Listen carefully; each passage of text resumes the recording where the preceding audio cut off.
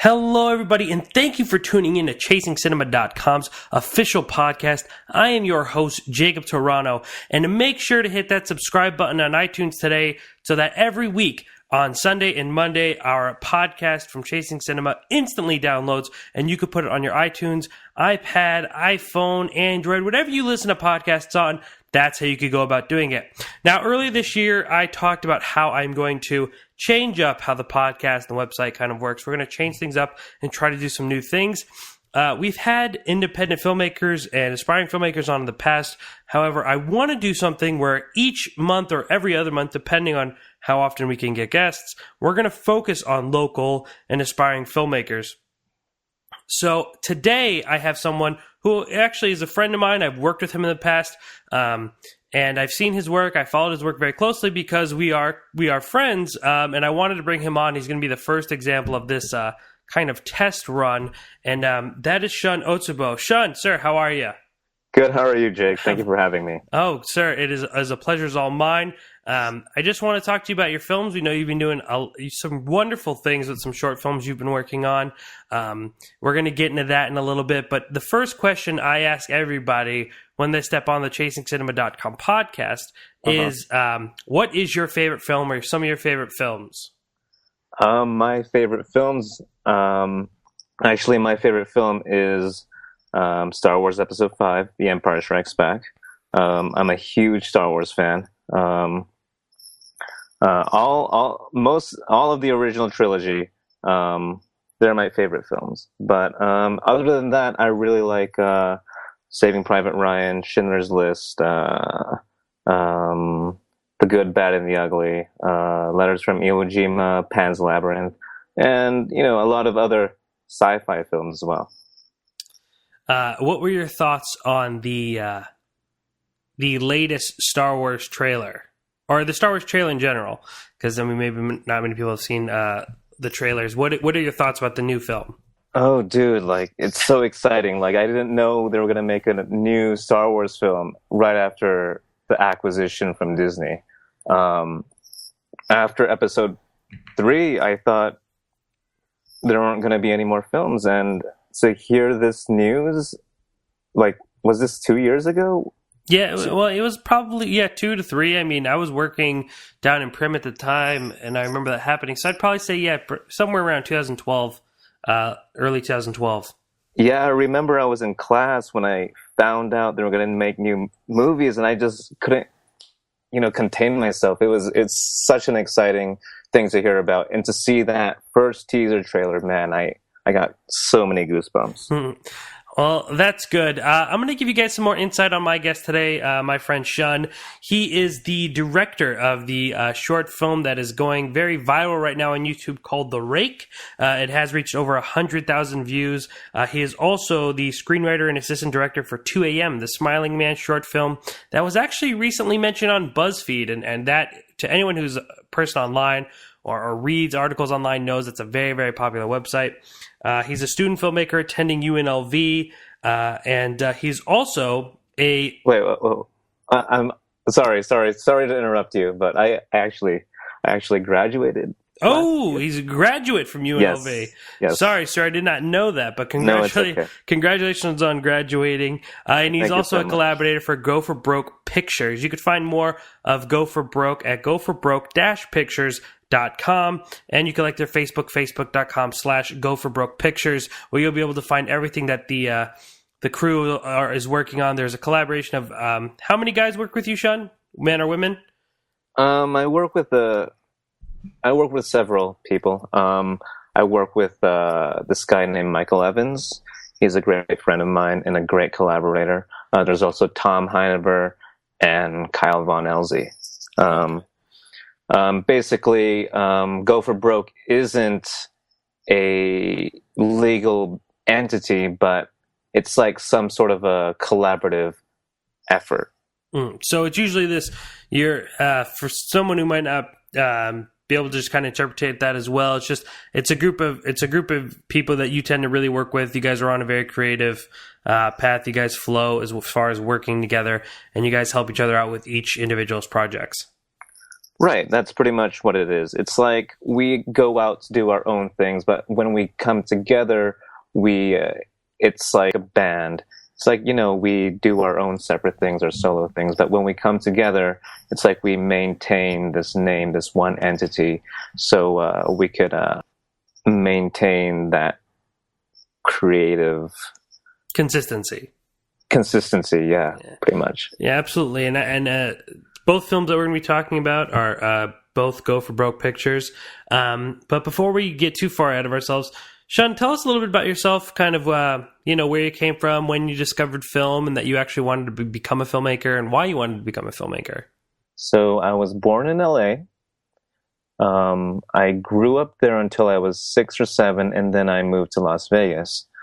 And growing up, I always had an obsession with Star Wars, even before I knew I wanted to be a filmmaker.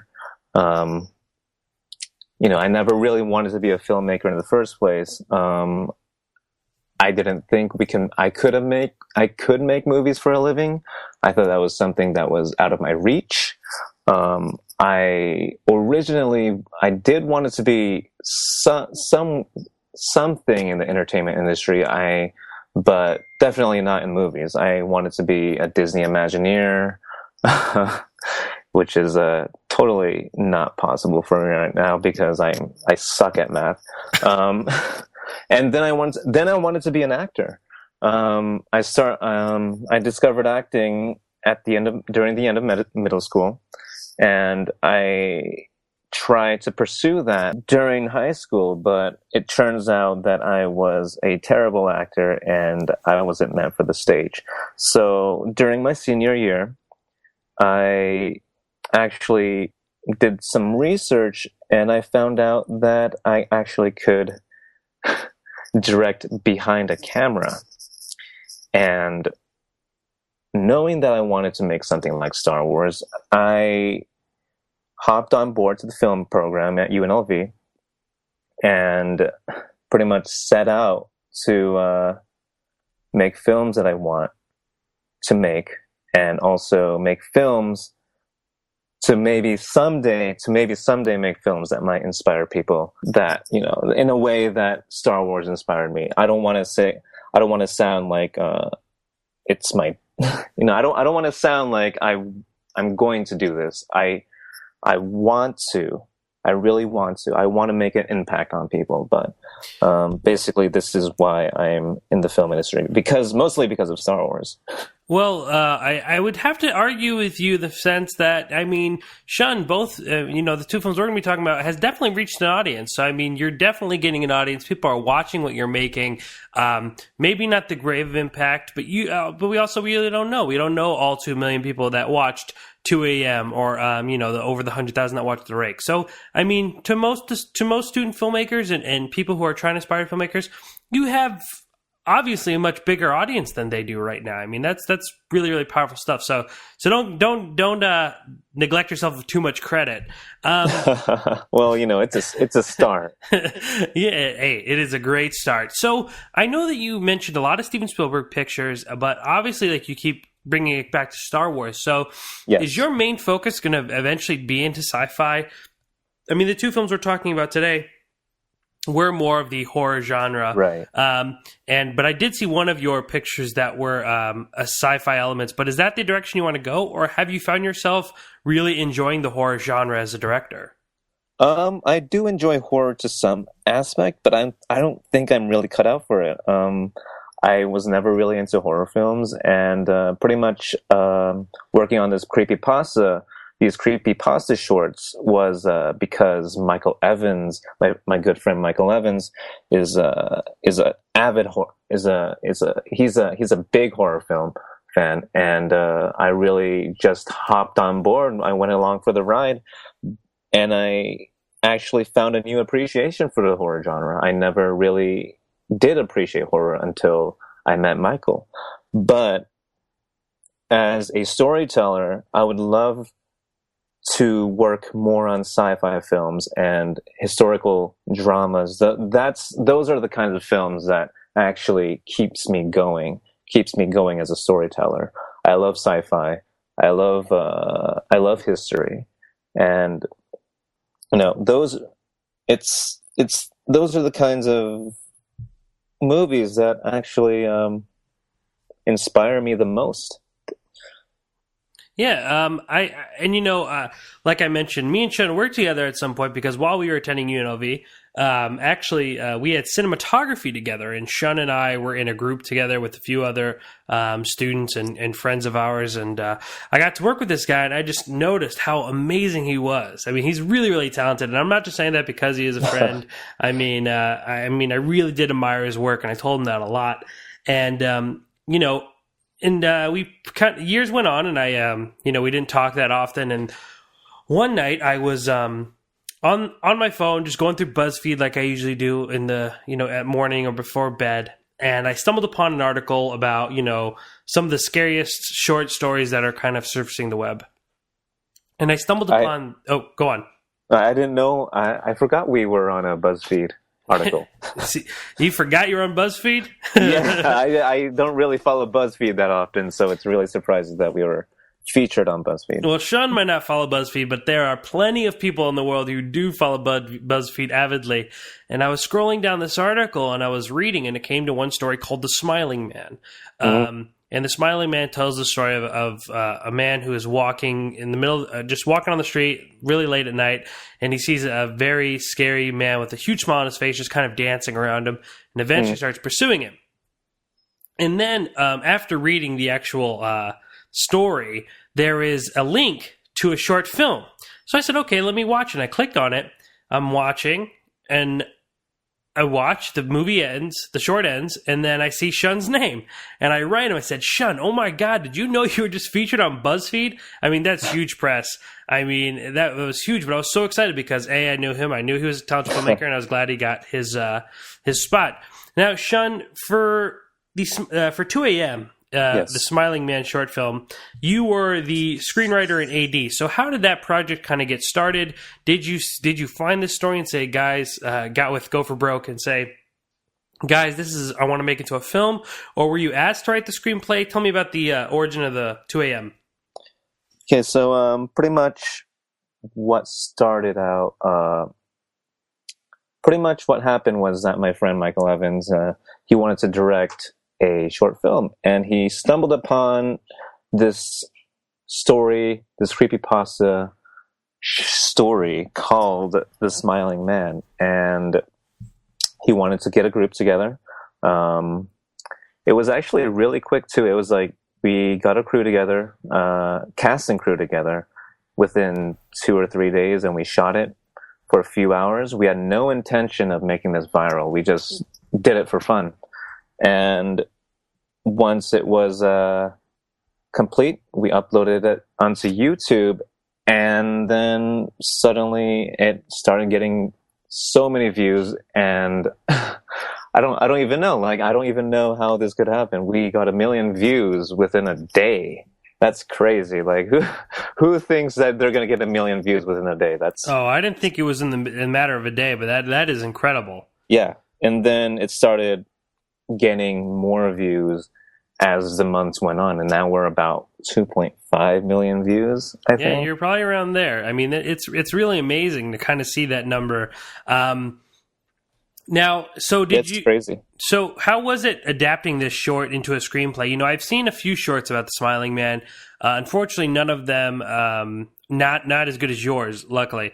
But they seem to really want to add or subtract, but mostly just kind of add sequences to the story. You kept it pretty much along with the story that you read. How was it for you to kind of adapt it and make it into a screenplay and be able to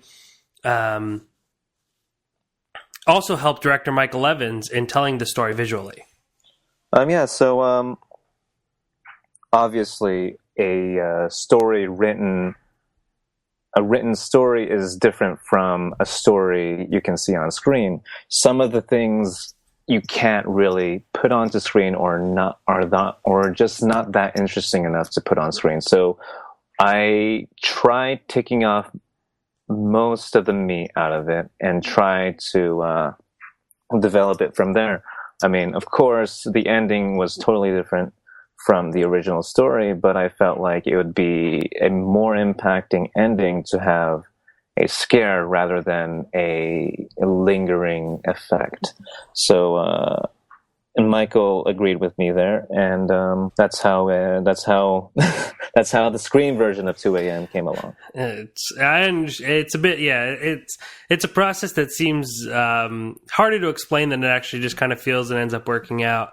But that's usually what happens when you were in a combination, or as a creative consistency, as Shun said earlier, with Go for Broke Pictures. And again, make sure to check them out at goforbroke-pictures.com and facebook.com/goforbroke-pictures.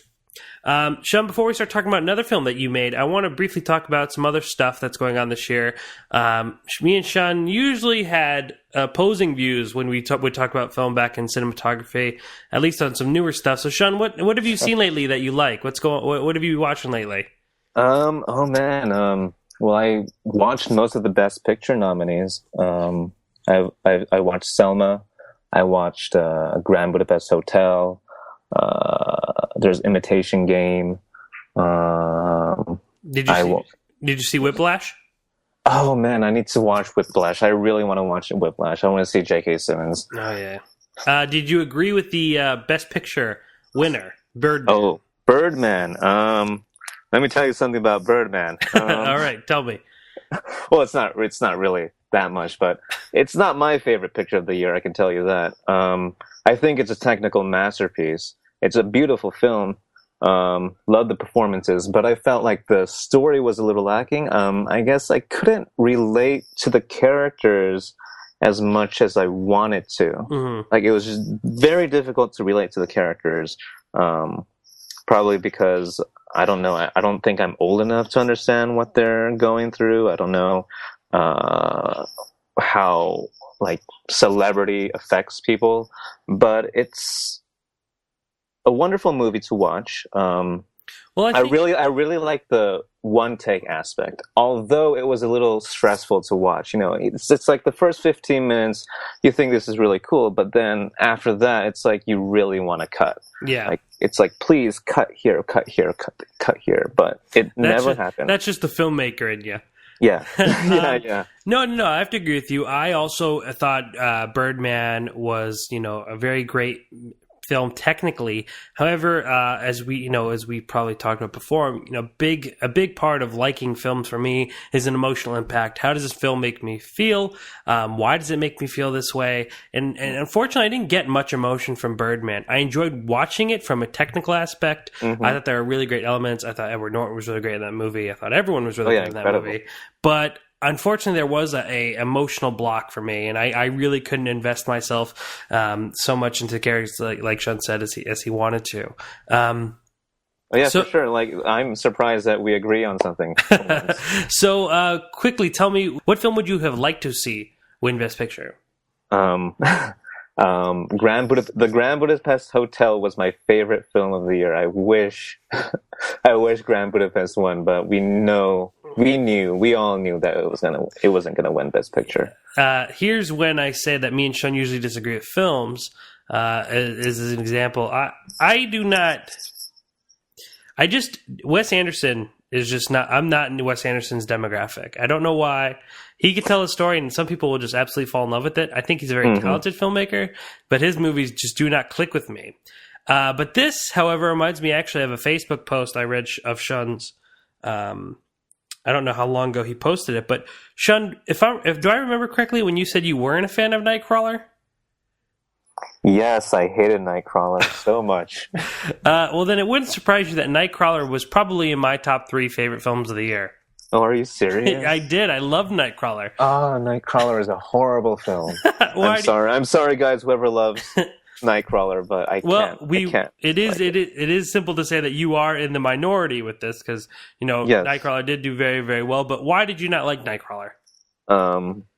Can we talk about? Can we put in spoilers in this? Yeah, absolutely. So spoiler alert. Spoiler alert. If you wanna not listen to the spoilers and just fast forward 2 minutes. Go away for 2 minutes or something. All right. So the thing about Nightcrawler is I just couldn't invest in the main character. I mean, Jake Gyllenhaal had a wonderful performance, an Oscar-worthy performance, but I just hated the main character so much. He did so many horrible things, and I just can't like a film where I can't root for the main character. He ultimately gets away with it, and it just really pissed me off. Like I just don't understand how you guys like Nightcrawler. I know that 95% of critics or whatever like Nightcrawler, and I just don't understand. I get performance was actually amazing, but the story itself, I just couldn't wrap my head around it. It just disappointed me. So for you, it was more the fact that justice wasn't served and good didn't prevail over evil. In the thematic sense, you have to, have a real protagonist versus antagonist in that type of form that bothered you? Basically, yeah. I mean, we can have an anti-hero, but he wasn't even an anti-hero. No, he was definitely a villain. He was definitely not a hero in any sense of the word. But I think the reason why some of us like that film is because we get to explore that different side and see what life is like through the bad guy's eyes. Mm-hmm. Shun, another thing I wanted to talk about was something else you posted, and that was when Fresh Off the Boat premiered, yes. a show that you told everyone to support Asian communities, and you said to watch it. I want to know, are you still watching it, and what was your impression of the show? So I haven't really checked out Fresh Off the Boat recently because I've just been really busy, but I did have the fortune to watch the first few episodes. And although it is not the best show on television right now, it's decent to say the least, but it definitely is taking the right step towards a more diverse rules for Asian Americans. I really have to praise the performances by Randall Park and Constance Wu. They're the ones who really maintain the show's quality and humor. Although I do not like, I can't really relate to the kid. Really, we grew up pretty differently. He liked rap and all that other stuff. Like I had no interest in that at all. Like it's really difficult to relate to that character, and also especially because I did grow up around with a lot of Asian American kids myself, so I never really was bullied because I was different. Yeah, you were never kind of that one, the minority in the group. And that's understandable. I mean, obviously, I have no Asian descent, and so I don't really relate to a lot of things either. However, I think that as a sitcom, the show works very well. I mean, I know as you said, Randall Parks is amazing, but I'm in love with Constance Wu. I'm not very familiar with her work before this show, but I mean, she's my favorite part about this show. I absolutely love her. I think she's hilarious. And I think like I said, I think the show works as a sitcom. I don't think it's as you said, it's a step forward for the Asian presence in television and film. Mm-hmm. We've had a major lack of it, and we actually had that discussion. I don't know if you remember. We had that discussion multiple times when we were in cinematography, because the majority of our group was actually of Asian descent. We were talking you were the only one who was not of Asian. Yeah, was not of Asian. So I got a few history lessons and was told to watch a lot of great films that I wouldn't have probably found otherwise if it wasn't for Shen and a few of our colleagues. But I think it's a good first step, and obviously a lot of people have been giving it some slack because it's not really tackling a lot of Asian issues and breaking down doors. But I think the show's a good first step, and hopefully we'll start seeing more Asian families being starring in television shows and maybe in a little bit more serious aspect. Because even though it is an Asian family that is starring in the show, it's still a sitcom. It's light and fluffy, so they're not really tackling, like I said, any big issues. But right, I'm still hooked. I watch it every week. I'm surprised. Oh, that's good. Yeah, I'm a huge fan. I'm glad you're supporting it. Of course, sir. But yeah, I'm a big time fan, so I love it. I'm glad you're enjoying it. You need to catch up. Yeah, But I'm anxious to see where the show goes, and I'm anxious to see how everyone else is taking it, because I've heard positive things about the show and people that are liking it. But then again, I haven't really heard much about the ratings and if how many more seasons we'll get out of the show. So that's also something I've been interested in seeing as well, because I know people were very talkative about it at the very beginning, and in the inception of the show, which is about 5 weeks, 6 weeks back, maybe even less. But I haven't heard as many people talking about it now. So, I really hope it does get renewed for a second season, and start off fresh. Yeah, I hear you. I'm sure you've heard me talk about 26shirts.com before, but just in case you haven't, let me fill you in. At 26 Shirts, they sell different limited edition sports-themed t-shirts every 2 weeks. After a shirt's prospective 2-week run is over, the design is retired and never sold again. They are operating out of Buffalo and now also offer options in Chicago. For every shirt sold, $8 is donated to a family in need. Not to a major charity or foundation, but to an actual family or individual in need. To show our support here at Chasing Cinema, when you buy a shirt, we will automatically put you into a drawing to win the next shirt free. That's right. You buy a shirt, $8 goes to help a family or individual in need, and you get a shot to win the next shirt absolutely free from Chasing Cinema. So go to www.26shirts.com and buy a unique Buffalo Sports Design t-shirt, help a great cause, and also get entered to win the next shirt absolutely free. Again, that's 26shirts.com, because you have the ability to help a complete stranger just because it's the right thing to do. www.26shirts.com. Help someone now. Did you know over 70% of Hollywood silent movies no longer exist, and 99.9% of the people who made them are gone? Well, one of the handful still living is Laxalou Earhart, and she will soon be 95 years old. As a child star, she worked with some of the biggest names in the movie world: Our Gang, Will Rogers, Charlie Chase, Ronald Colman, and many others. A print of her last silent film, 1927's Little Mickey Grugan, survives in an archive in Paris but is in desperate need of restoration. In order to rescue it, I'm sure you remember Dr. Krause, a former guest of ChasingCinema.com, is trying to have it arranged to bring to the Library of Congress so that restoration work can begin. Yet because the film is on original nitrate film stock, it requires special handling and thus is very costly to ship to the USA. With your help, you can save a piece of lost American film history and make it available for people to enjoy today. And that is exactly why Dr. Krause and his partner created a GoFundMe page in order to help restore this 1927 silent film. If you go to GoFundMe.com/NWQ8H4, again, that's GoFundMe.com/NWQ84H, you can help them reach their goal and save a silent movie so it can be watched for generations to come. So donate now. GoFundMe.com/NWQ8H4. But let's move on. We're going to move on to another film that Shun actually directed and co-edited. Also a picture from Go for Broke Pictures.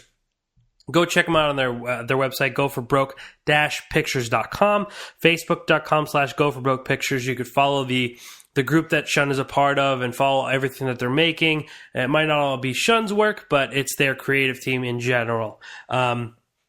Shun, tell us the origin story of your film, The Rake, which is a short film that recently reached over 100,000 views.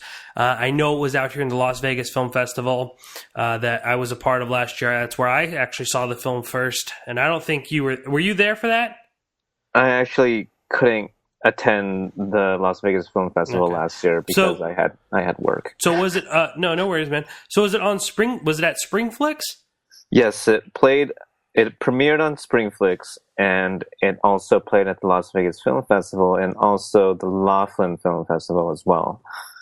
Okay. And then, it also has its presence on YouTube. Yeah, on YouTube is where, it's getting a huge following.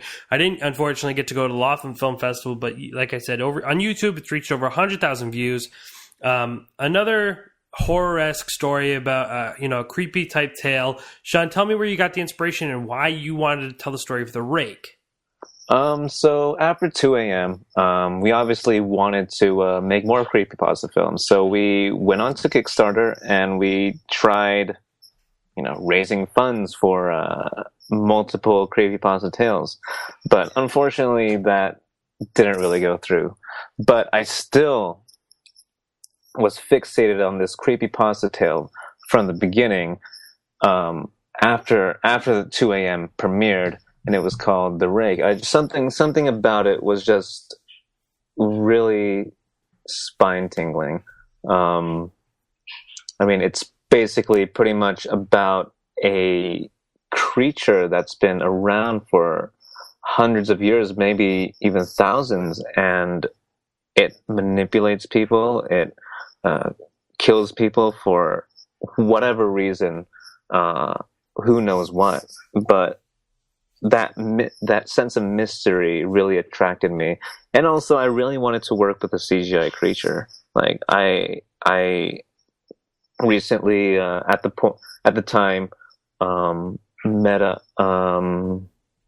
was in contact with a visual effects artist here in town, and he was totally down to help me out and collaborate with me to make a short story.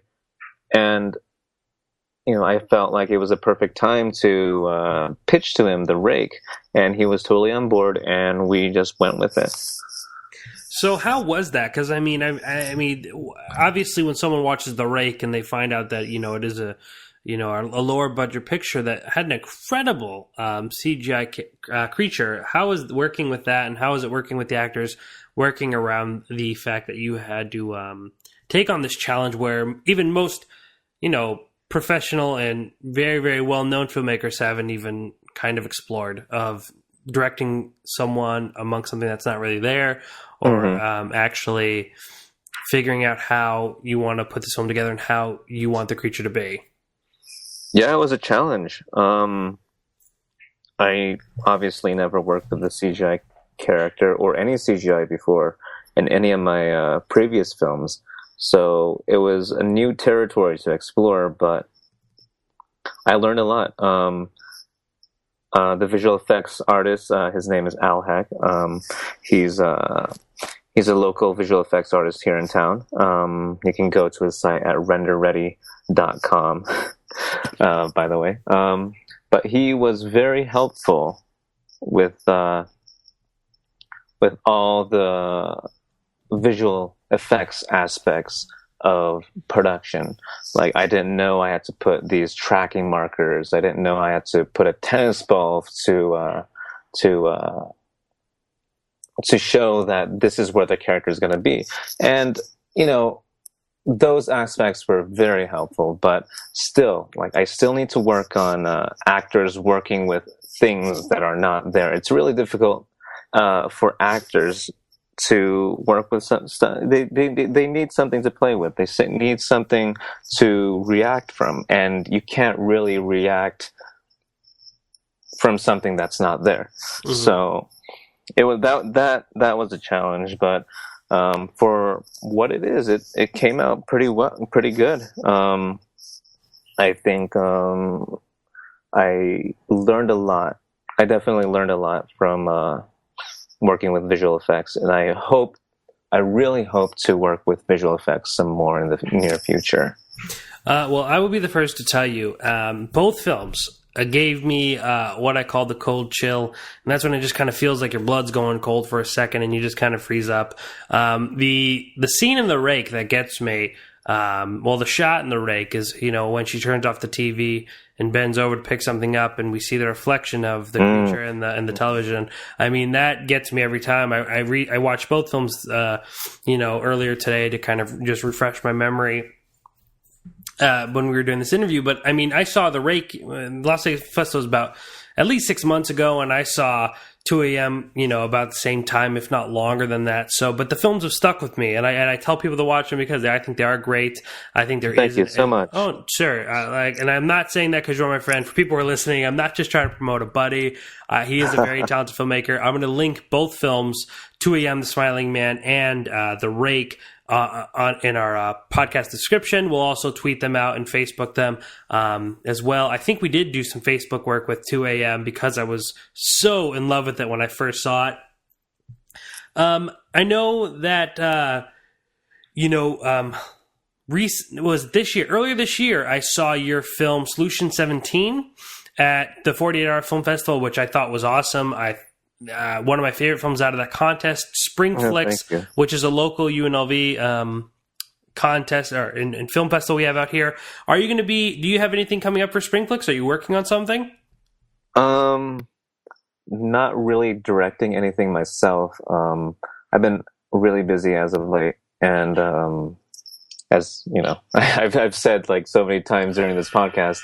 But I am producing a short film with Michael Evans directing. It's another horror film, but it's not a creepypasta. It's an original concept, but it does have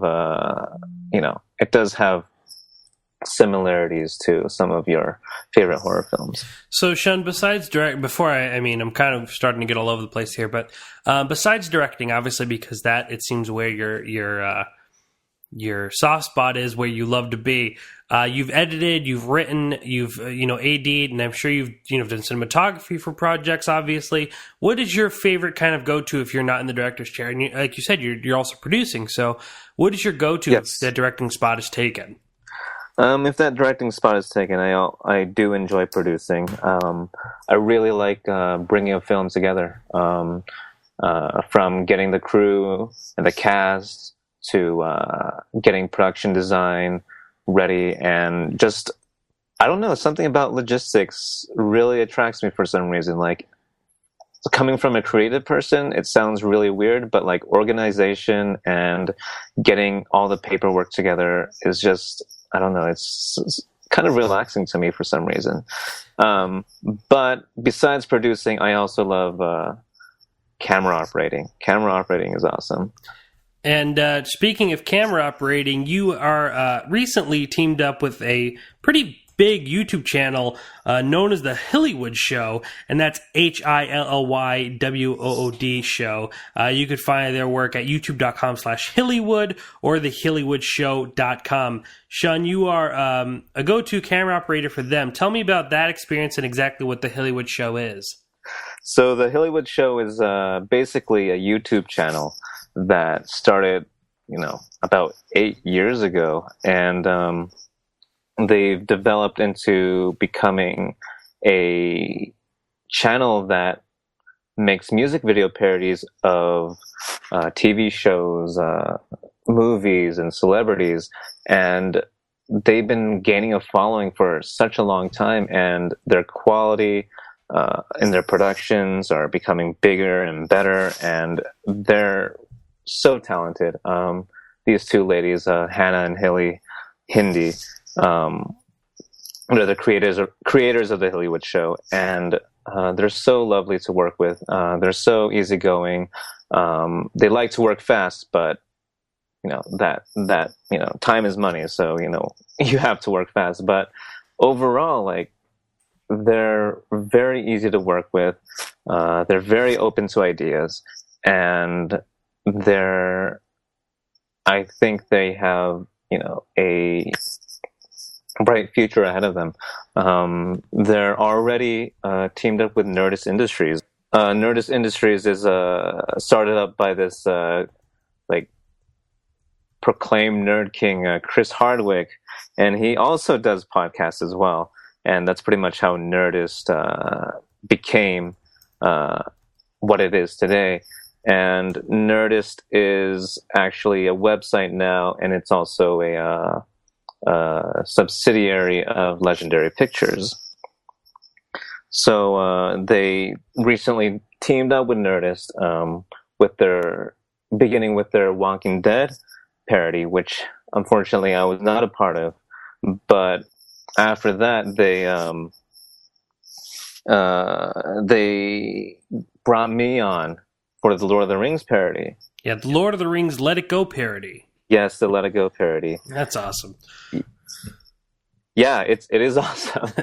I had no idea what was going on coming in. I just saw a Facebook post for a person it was just a Facebook post looking for a person. It wasn't even Hannah or Hilly who was looking for a person. It was just like, we need a camera operator, blah blah blah, for a pretty well known YouTube series. I'm like, okay, might as well contact them. And then turns out it was a Hillywood Show, and I was actually familiar with them with their Hobbit parody from a long time ago, maybe like 2 or 3 years ago. But when I first got the call to camera operate, Hannah called me, and she was very nice. She was just asking if I was familiar with the Red camera and blah blah blah, and that's pretty much how I got on board. And then she told me that it was going to be a Lord of the Rings parody, and I just freaked out. Like, I know I talk about Star Wars a lot, but Lord of the Rings is like my second favorite trilogy of all time. Like, it's crazy. Like, I'm getting goosebumps right now. Like, thinking about that time when she mentioned the Lord of the Rings. You are showing your nerd card big time, sir. Yes, but that's okay. I'm a huge nerd. I'm a huge. But you are a very talented nerd at that. So when Shun says he's busy, he's working on the Hillywood Show, and he's also, also works with a group called the Variables of Light, which is a local group. You can find their work at variablesoflight.com or facebook.com/variablesoflight. Shun, quickly tell us what the Variables of Light is. Yes, Variables of Light was started by my two friends, Tom Heineber and Logan Stewart.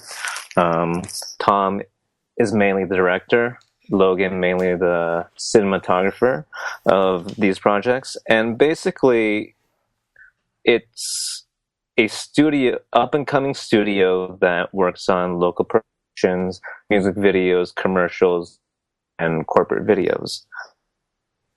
Yeah, so it is an actual business. It has an LLC. Yep. Make sure to go check out their work, because I've seen some of the stuff they've done and Shun's been a part of, and it's beautiful work. Again, you can always find all of Shun's stuff at goforbroke-pictures.com, facebook.com/goforbrokepictures.